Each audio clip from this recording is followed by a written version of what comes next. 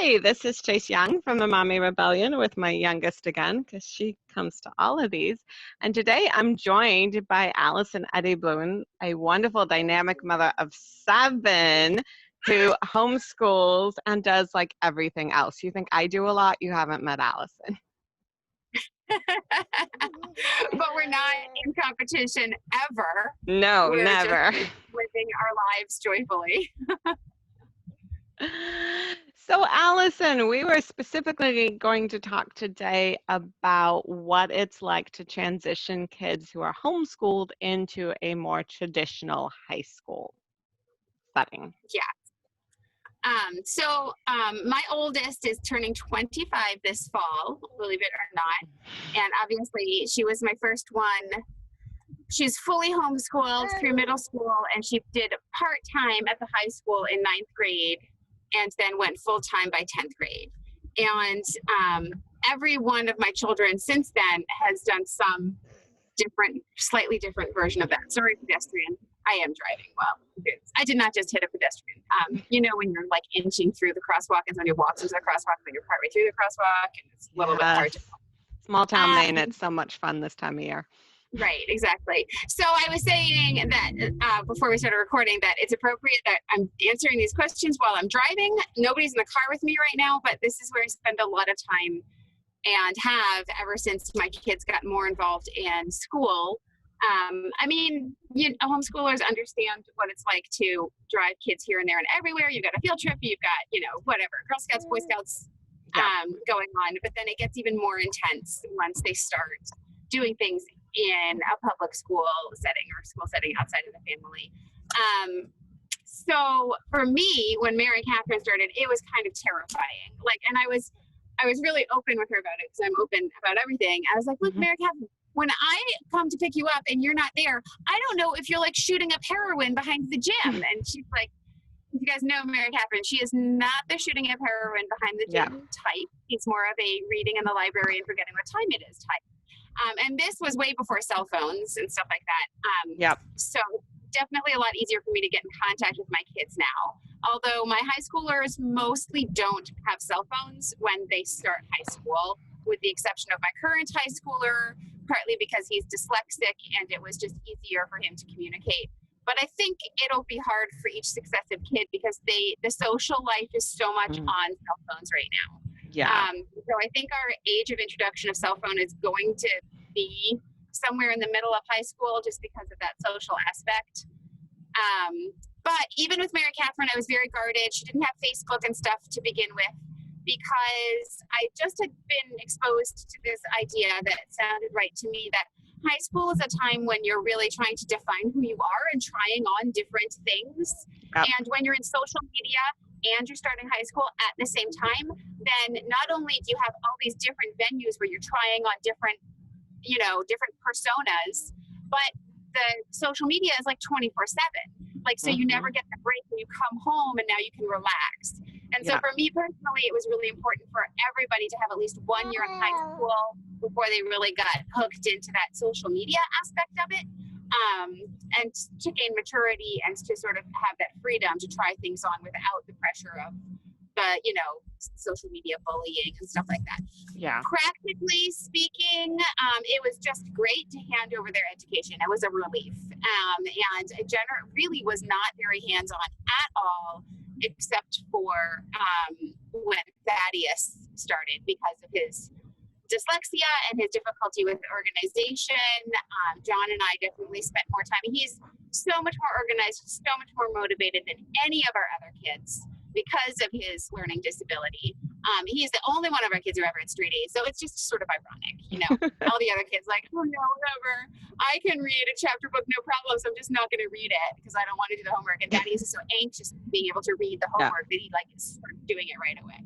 So anyway, and didn't you find with some of your kids, didn't you have them go in at 8th grade so that they could get used to homework and the whole school life?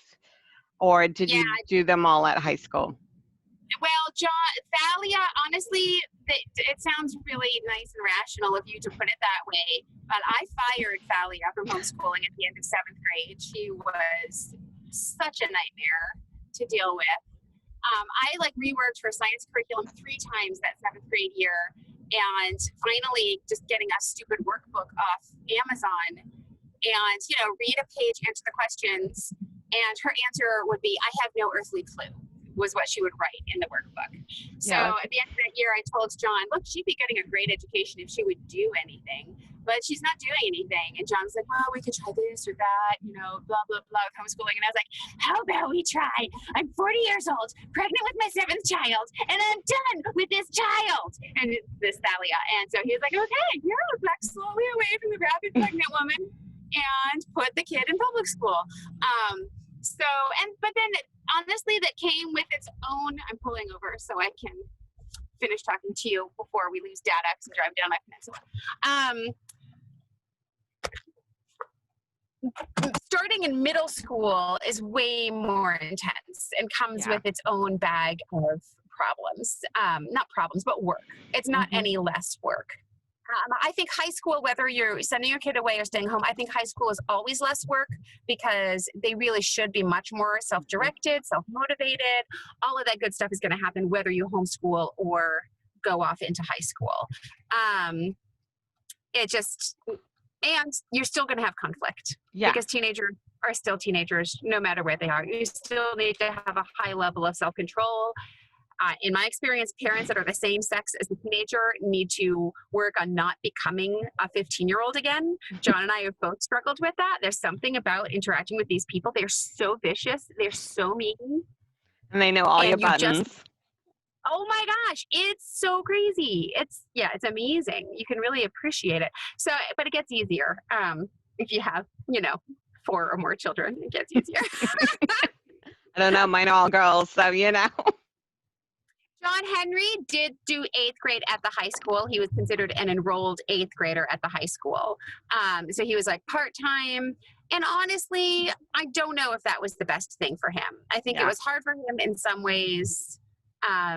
He's graduated and he's fine and he's, only appropriately traumatized by his childhood and adolescence.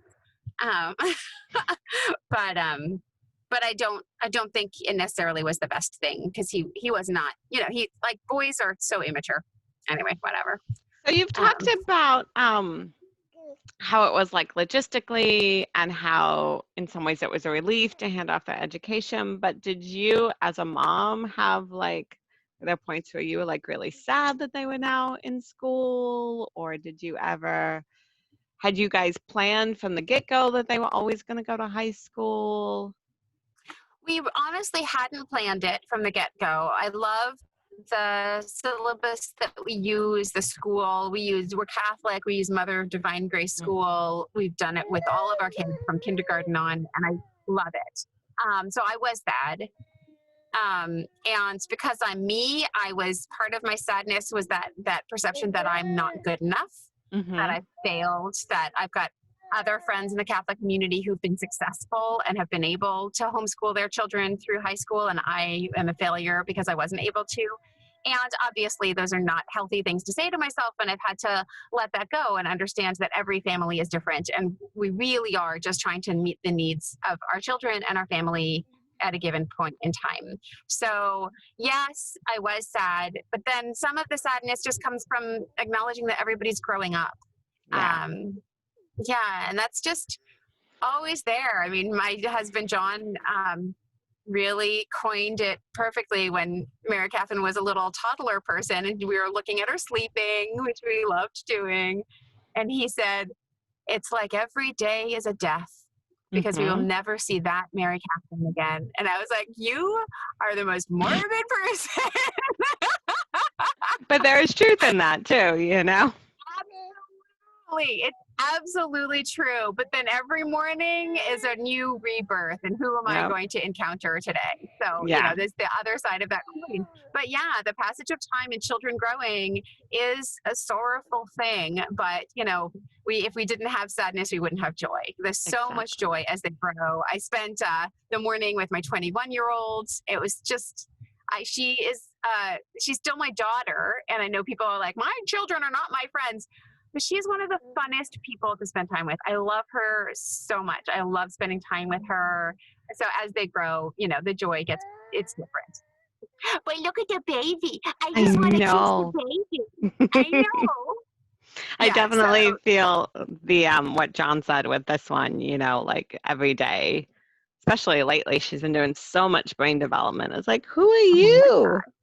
Who are you today, Today she was like, Rapunzi? she went from sitting to being on her tummy and having like a knee cocked behind her. I'm like, you're working on crawling already. You need to stop that. That's so amazing. It's But gone it's by just so because she quickly. Oh wants my to God. reach that thing that's just out of reach, so. Yeah. Yeah.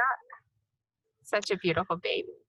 All right. Any other All right, questions? so I think that's it. We will do part 2 at a later date where we'll talk about the fun of kids going back to college or trying to Yes. decide whether they want to go back to college. And if you want to ask if Thalia wants to be part of that, we could do it with all Cool. 3 of us. I think that would be Yeah. interesting. But I'm That gonna would go. be really great. I'm gonna go ahead and put part 1 up as it is, because the college bit might not be interesting to absolutely everyone. So this way people can pick and choose. All right. Sounds great. Thank you so much, Chase. You're welcome.